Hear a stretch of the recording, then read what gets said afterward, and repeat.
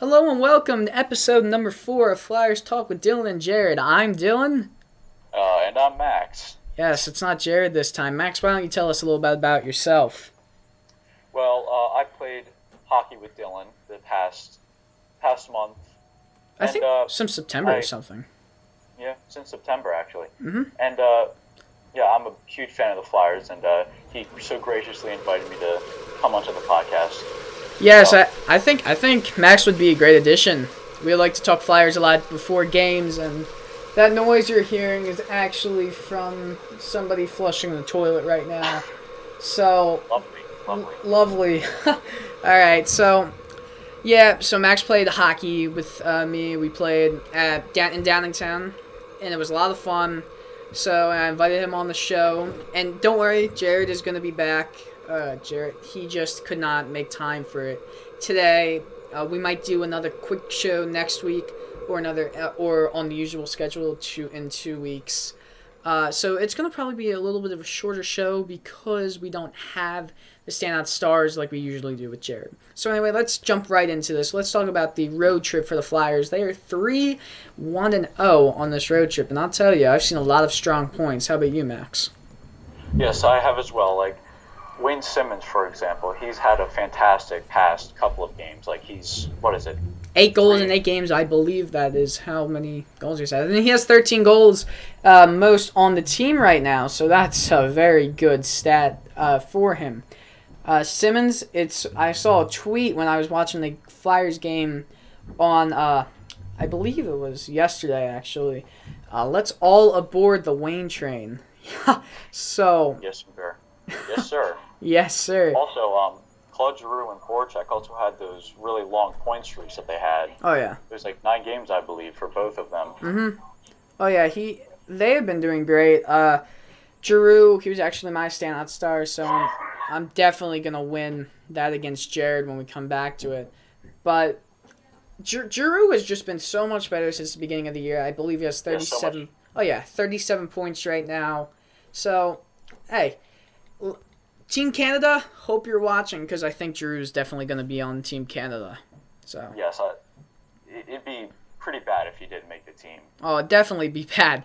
I mean, I know Stamkos is coming back because you see him just skating in practice. Yeah, that's incredible. After a broken tibia like that, and now he's skating again. That is incredible. Such a quick recovery. I can't believe it. I know, isn't it?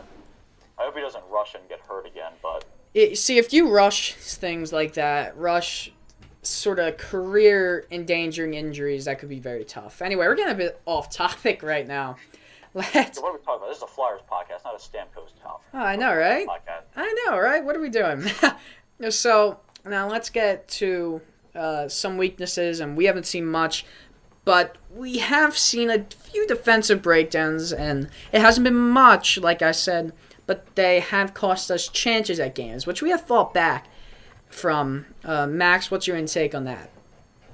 Yeah, like some of the passes that have happened, like I remember it was in the Edmonton game, like within the first minute, Braden Coburn tried to pass across the ice, and I forget who it was, but someone on the. I think it was Taylor Hall. Yes, I think it was too. It was. He intercepted and scored right in the first minute of the game. So and also I think like in the next game, a very similar thing happened to Braden Coburn again.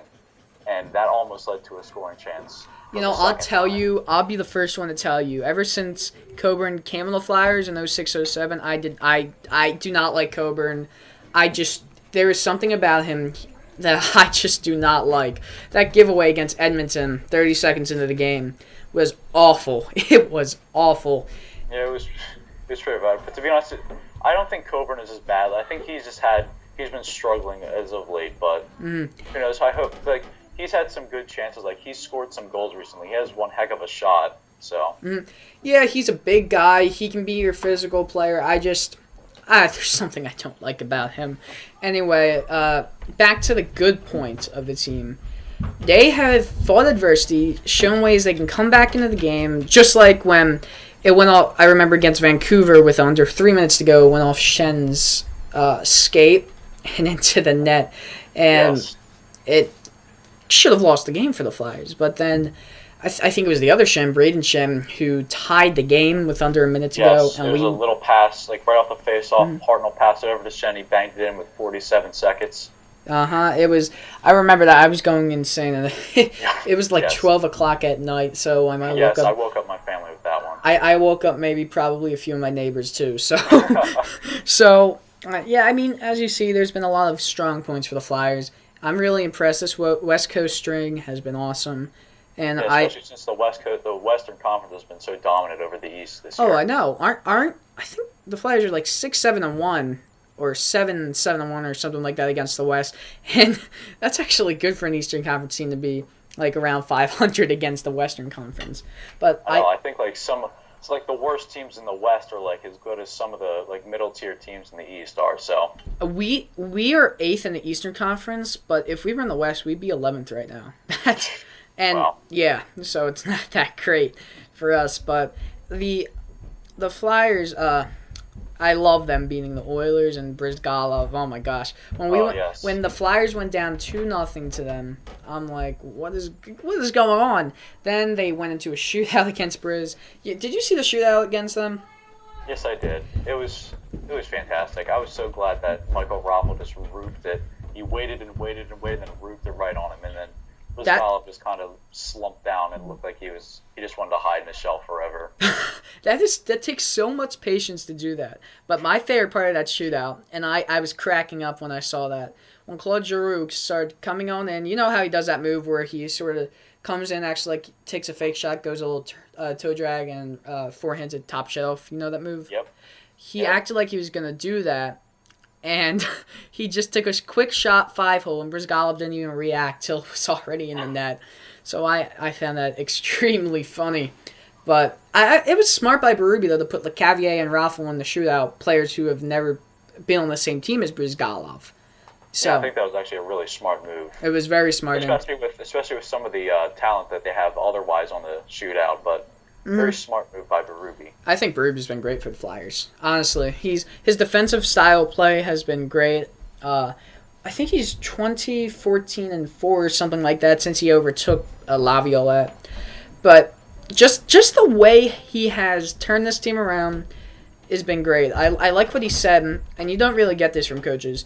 When Michael Raffl went out yesterday with a concussion from a hit from Gabriel Landeskog of the Avalanche, I do like how he said that it was a clean hit and how he didn't think there should have been a penalty at all on the play, which I really like from Berube because you don't really see that from many coaches in the NHL. You usually hear them whine and complain about hits and to protect your players, you know? Yes, especially since he was the player he was when he actually played, so. I wish we were all alive to be knowing of how he played so well, you know? The fearsome Craig Berube. My gosh, I know Jeremy Roenick knows Craig Berube really well. Do you know what I'm talking about? Yes, I do. Nice. But anyway, so now we're gonna move on to the USA Olympic selection, and I don't know what to say about this. Oh, this has caused a stir in the world of the NHL. Not just the NHL, the whole well, probably country and Canada. They're kind of laughing at this, but I do like most of the selections. But when you're telling me that Bobby Ryan is not on the team, or Dustin Byfuglien, or Keith Yandel, or Kyle Okposo, that they weren't even in the finalist to be on the team, that's a bit disturbing. I know it is, especially people like Blake Wheeler.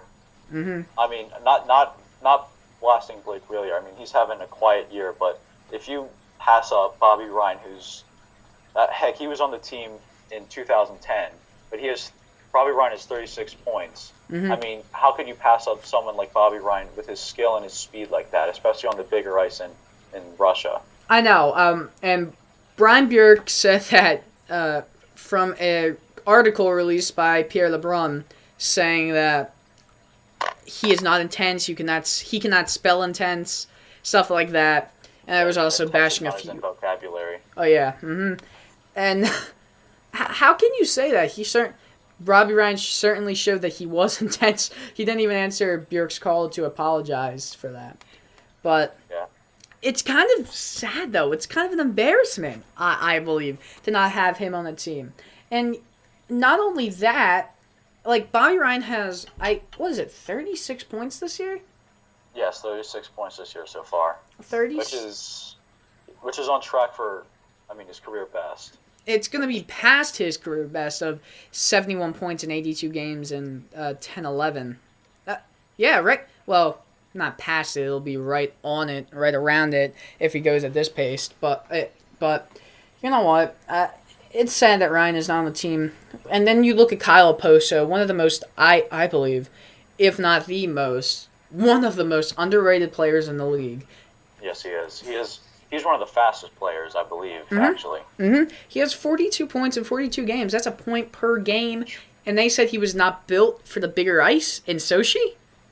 That really makes no sense, especially how fast he is. Mm-hmm. I don't think that makes sense either. Then you look, I can understand where they're coming from Byfuglien and Yandle because they're not fast players. But when you look at, say, Justin Falk, who has right now only 16 points, Byfuglien right now has 31 points and Yandle has 27, and they weren't involved in the talk about it?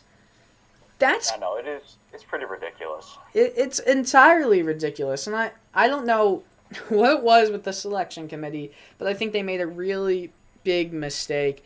And I didn't see the video of it, Max did, but when Kyle Oposo got a goal and assist the other night, the whole Islanders crowd in Nassau Coliseum started chanting USA, USA, which I love that.